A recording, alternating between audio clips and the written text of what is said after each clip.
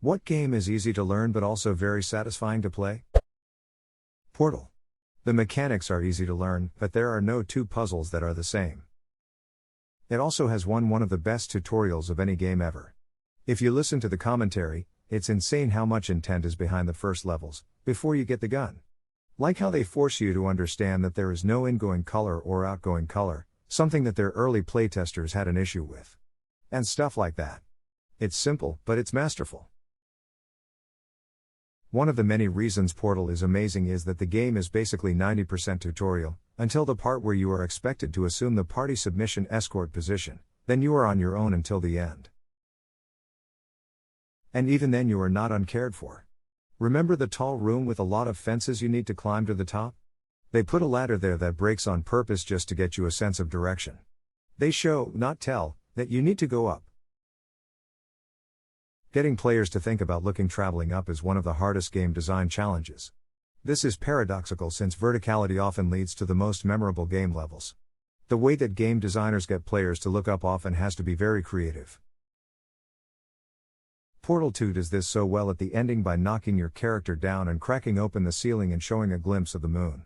You look everywhere at first and don't see what's supposed to happen, but then you look at the moon and think no way. My jaw hit the floor when I was playing Portal 2 for the first time and I connected the moon being there to Cave's earlier comments that the white gel was made of moon rocks.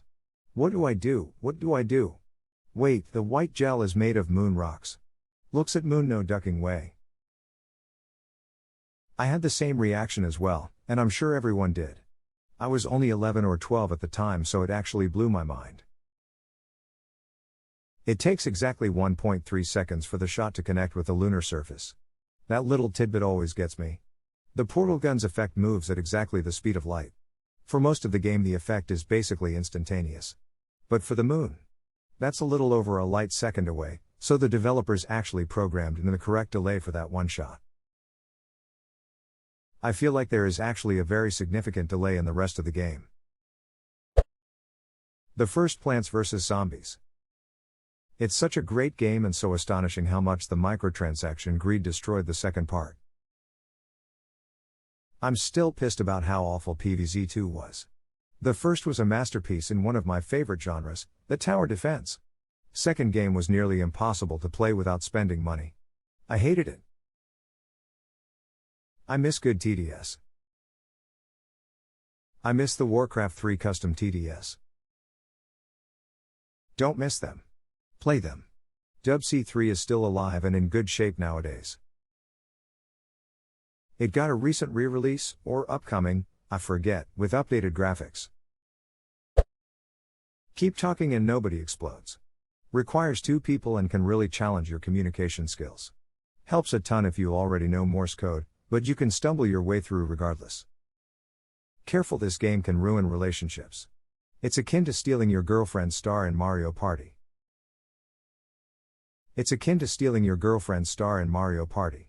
Played Mario Party for the first time the other day, did exactly this.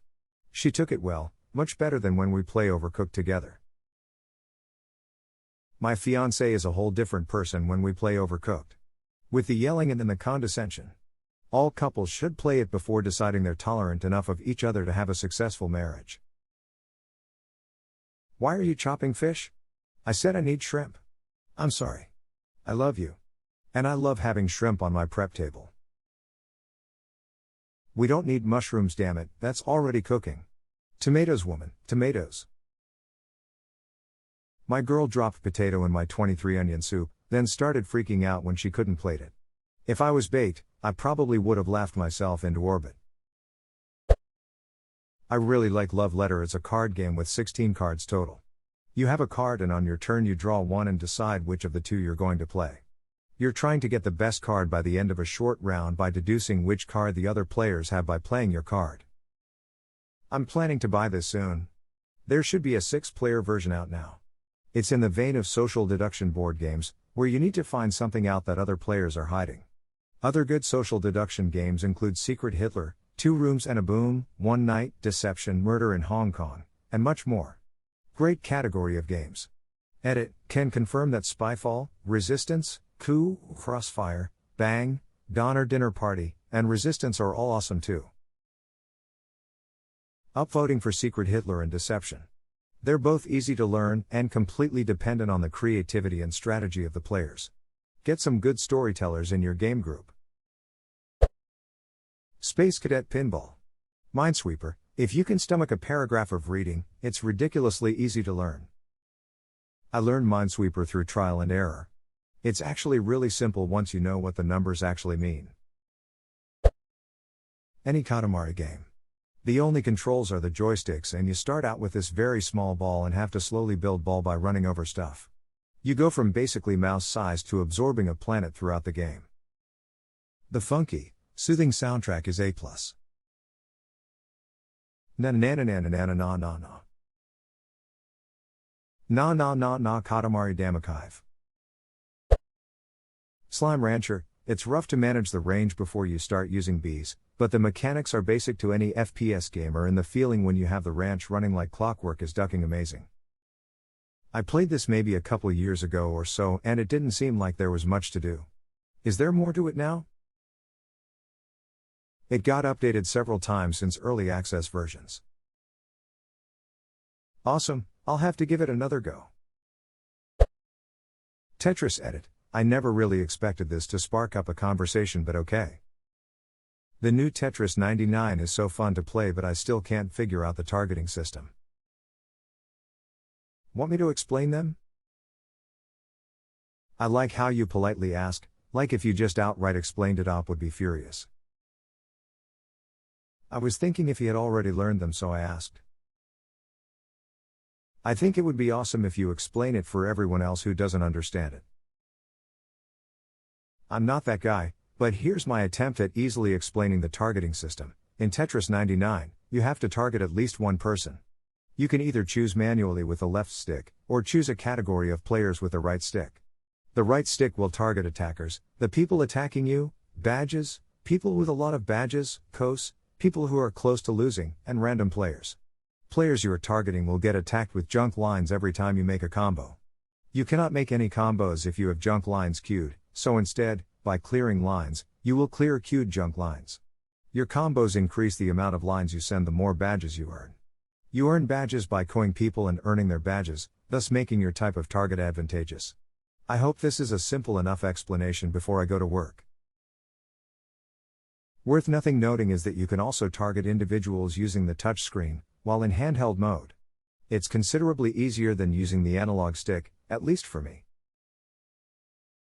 You make a good point, but it is unfortunately worth nothing. For a second I thought you were just being a jerk, but then I saw the typo.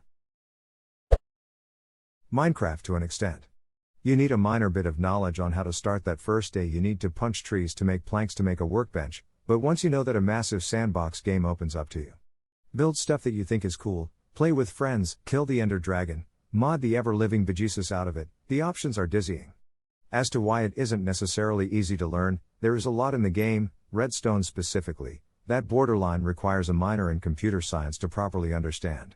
The good news is Redstone is a late-game optional thing that can make your life easier and does some neat stuff, but is far from required to pick up.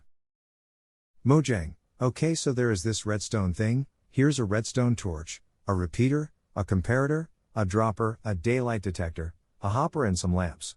With these things you can make doors that open themselves, lights that turn on when it's dark, or a furnace that melts all the stuff you want automatically. Players, we made a 16-bit computer. Also Mojang, here are some square blocks of different colors. Players, I made a scale model of Minas Tirith. Also Mojang, here are some black blocks, don't think they do anything special though. Players, we opened a portal to hell. Also Mojang, here are some blocks that make a sound if you power them. Players, we made Beethoven's FRLE's edit for accents. Also Mojang, we have a survival mechanic built in where you can farm for food, herd cattle, and create a food source for your home. Players, we built a 100-acre autofarm capable of making enough food to solve the world hunger crisis in 15 minutes. Also Mojang, we added blocks that can run commands. Players, we recreated Pokemon Airbay in Minecraft. Wait. Did that actually happen? Yeah, someone recreated Pokemon with command blocks.